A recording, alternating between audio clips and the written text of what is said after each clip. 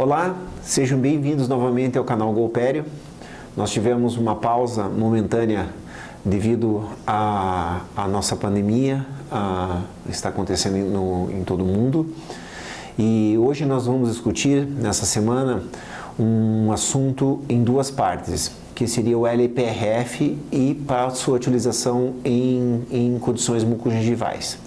Na primeira parte eu vou explicar o que é realmente o LPRF e da onde veio essa ciência para vocês entenderem o porquê de usar, e na segunda parte nós discutiremos em específico a sua execução em cirurgias plásticas gengivais.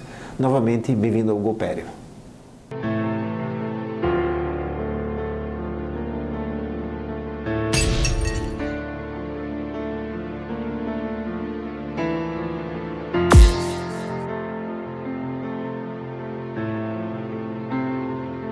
Então, hoje nós vamos discutir o uso do LPRF, mas acho que é muito importante nessa parte 1 entender o porquê de usar um agregado plaquetário em cirurgias, tanto ósseas quanto mucogengivais.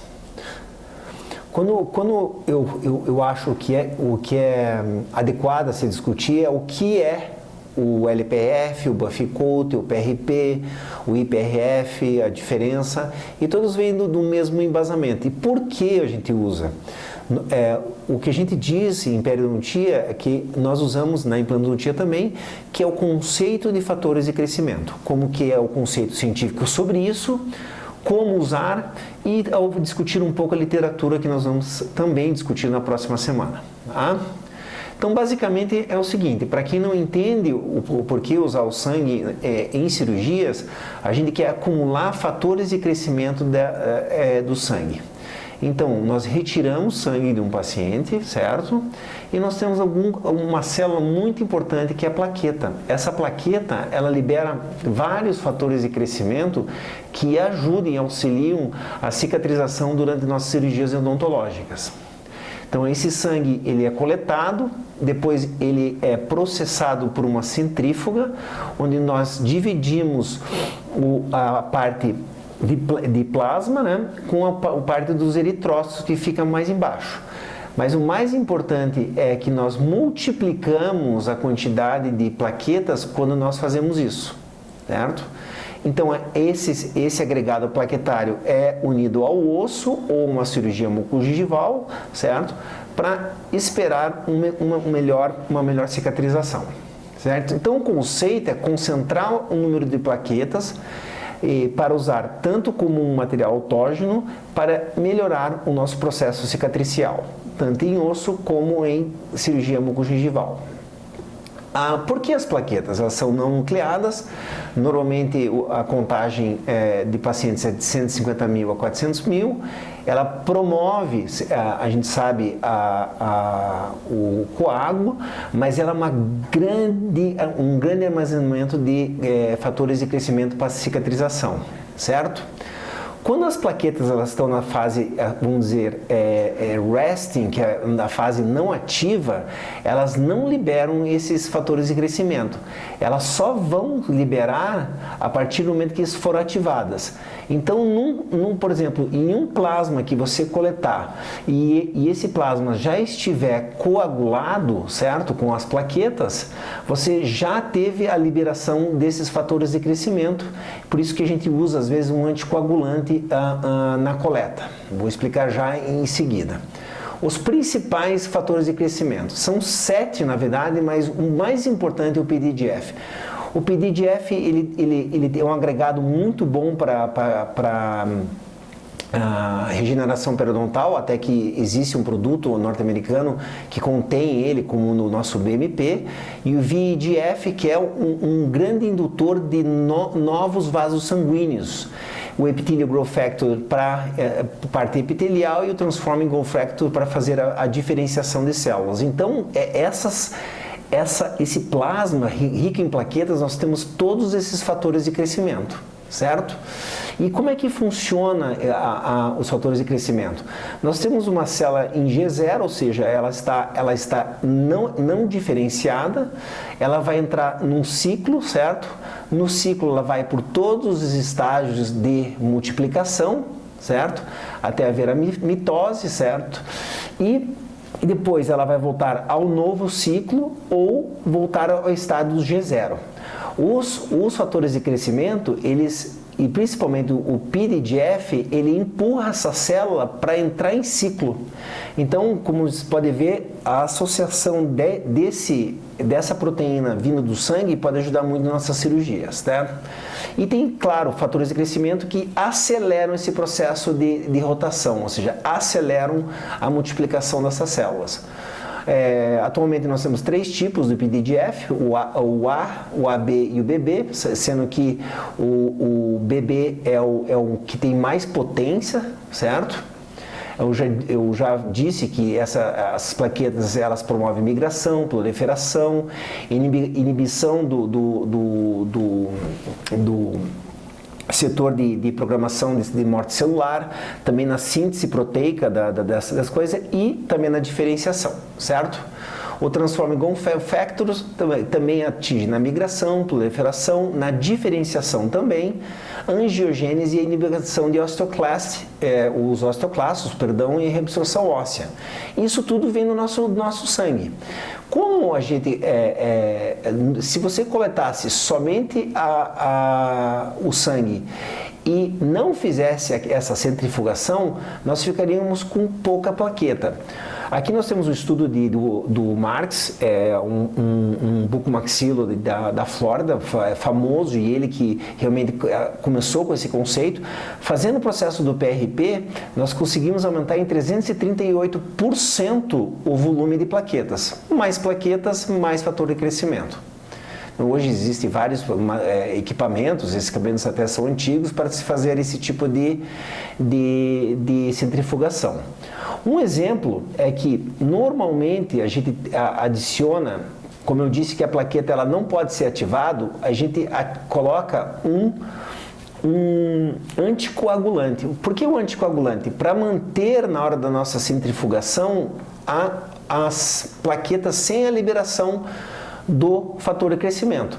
Se a gente não colocar, elas vão entrar num estágio de ativação, certo? E vão liberar dentro do nosso tubo de ensaio, o tubo de coleta, já todos esses fatores de crescimento que a gente quer que sejam ativados no local para que a gente consiga, então, a nossa regeneração periodontal.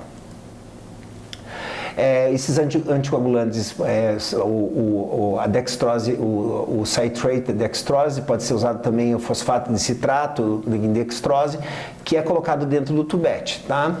Então, o conceito é centrifugar basicamente, agora tem outros protocolos para o LPRF, tudo, mas a função sempre é a mesma, é centrifugar o sangue coletado.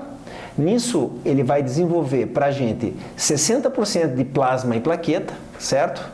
E 40% da parte vermelha aqui que a gente não usa, porque os fatores de crescimento estão aqui nessa região onde está o plasma e plaqueta. Depois disso, nós poderíamos eliminar a parte ou coletar essa parte de plasma e plaqueta, fazer uma nova centrifugação e daí a gente conseguir uma parte somente com plasma, com plaquetas pobres, né, pouca plaqueta, e o PRP, que é a parte rica em plaqueta. Então nós fazemos 2 processos para conseguir o máximo de plaqueta possível, porque é ela que vai liberar os nossos fatores de crescimento. Certo? Então, vamos dizer, em resumo, é centrifugar a 5.600. Esse é um protocolo só, tá? Tem vários protocolos dependendo do fabricante, por 10 minutos. Vem dois, vamos dizer, volumes, esse é descartado. Depois, o segundo volume é centrifugado de novo, a 2.400. E daí nós temos a parte que nos interessa, tá? Qual que é a diferença do PRP para o LPRF? É que no LPRF nós utilizamos todo esse agregado, enquanto que no PRP nós utilizamos só a parte concentrada de plaqueta. Ou seja, o número de plaquetas que está aqui, certo? Você não vai diminuir o número de plaquetas. Aqui você só vai ter um concentrado, tá? o PRP, se tiver estabilizado com anticoagulante, pode ficar até 8 horas, tá? E claro, em ambiente estéreo, não?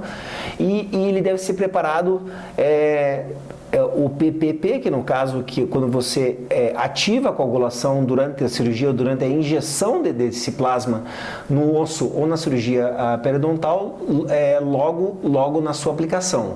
Nisso, você adiciona clorato de cálcio, 10%, 10 ml para cada 10 mil unidades, e essa trombina ela vai ativar as plaquetas. Então, você adiciona isso, a ativação está ocorrendo nesse momento, aí é a hora de aplicar na sua cirurgia, tá?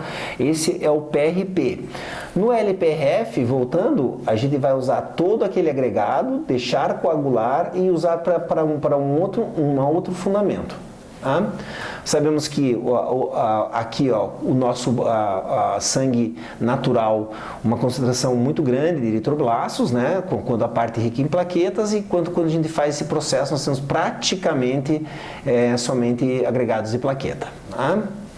Ele não é você vê como tipo uma cola de fibrina, ela não é ósseo indutiva, ou seja, ela não induz osso, tá? Somente as BMPs hoje são consideradas indutoras de osso. Indutoras é quando você coloca esse agregado, esse aqui é um estudo feito por o Dr. William Gianoble, hoje ele é o chair da Universidade de Harvard, em que ele coletou PRP, tá? Ou seja, plasma rico em plaquetas, ele colocou com o que a gente chama de um carreador ósseo, certo? E é colocado em músculo, e somente um material indutor vai transformar regiões que não são células ósseas em osso. Isso foi em dorsos de ratos, são clipados e suturados, e na retirada ele demonstrou que esse material ele não induz osso, tá? Então ele não é osso indutor, ele vai auxiliar somente, no caso, a cicatrização. Aqui uma imagem clássica do Dr. Marx, onde ele fez feridas, e uma ele aplicou o PRP e outra ele não aplicou, vendo que a aceleração do processo cicatricial é, em tese, melhor, certo? Quando a gente agora busca a literatura, já terminando essa primeira parte, a gente não vê um resultado muito maior do que se a gente usasse somente o osso em si. O que eu quero dizer é que o PRP, o LPRF, ele não dá nenhuma porção negativa. Os estudos mostram resultados neutros, ou seja, o controle, que é o osso, e o controle com o PRP sendo estatisticamente iguais, e outros estudos dando um valor estatístico maior. Então, eu, na minha parte pessoal, eu não sou contra quem usa, porque se não faz mal, faz bem. Alguns estudos mostram que faz bem, e eu encorajo a todos a usar, certo? Aqui nós temos a formação formação de novo osso com a aplicação do PRP e com o controle só o osso, e a gente vê barras de desvio padrão onde não tem diferença estatística, mas sempre um pouco de melhora no uso do PRP comparado com o osso comum, certo? Outro estudo australiano agora em seio, né, em que eles fizeram uma enxertia e colocaram somente um osso autógeno, né, com o plasma rico em plaqueta, e osso bovino com hidroxiapatita. Quando a gente olha, aqui são as tomografias, né, das ovelhas que foram feitos os estudos, nós vemos que nós temos com a diluição uma melhora realmente da cicatrização quando você usa as diluições do PRP, certo? Num outro estudo, também é um estudo, se não me engano, é australiano, é na Clinical Oral Implant Research, é um estudo, essa é a revista mais conceituada em implantodoncia hoje no mundo. Aqui foi feita a hidroxiapatita com a PRP e a hidroxiapatita sozinha. Você veja que o concentrado ósseo ficou de forma mais positiva do que se usando somente a hidroxiapatita, que já não é um material tão bom de se usar em regeneração, mas quando nós olhamos os números, por exemplo, a percentagem de contato osso-implante é um pouco melhor no PRP, a parte de mesial de contato osso-implante também um pouco melhor e assim por diante. Até quando... Então a gente vê que o uso ele tem... talvez não seja estatisticamente diferente, mas sempre há uma melhora no uso dele, certo? Agora nós temos assim um problema com essa concentração.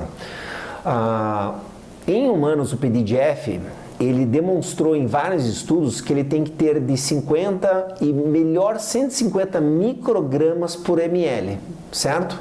Até o Marx, ele falava em nanogramas, né? No sangue, o que a gente tem no sangue. Então você veja que de pico para nanograma, nós temos que uma concentração muito grande, né? Para conseguir. Será que essa centrifugação toda chega a esse nível? Então, finalizando quase aqui, se a gente tiver 182 nanogramas, seria igual a 0,182 picogramas de proteína. Então, como nós precisamos pelo menos de 150 microgramas, certo? Nós fazemos um cálculo simples e nós temos que fazer se 0,182 em 1 ml, o quanto que nós chegaríamos a essa concentração de 150. Nós precisaríamos de 824 ml de PRP. Tá? Como a gente sabe que 15% do PRP é o que a gente consegue extrair pelo processo de centrifugação, a gente precisaria de 5,4 litros de sangue para chegar à concentração em que a forma sintética do PDGF mostra um dado clínico muito satisfatório. Então, o que a literatura diz que fazer essa centrifugação é boa, os resultados são tímidos, mas sempre positivos, tá? Mas que para chegar a uma concentração ideal, ela não tem como ser feita em clínica ou num consultório ou em termos de hospital, tá? Por isso que o GM21 é um produto que tem essa concentração e eu acredito que só seja vendido na Europa e nos Estados Unidos. Na próxima semana, nós vamos discutir como usar esses agregados, agora não é o PRP, né? E sim o agregado do plasma com o concentrado de plaquetas na utilização mucogingival, certo? Mas por hoje, o que eu gostaria que vocês soubessem é por onde vem a base de todo esse processo de extração de proteínas derivadas do sangue. Muito obrigado e até a próxima semana.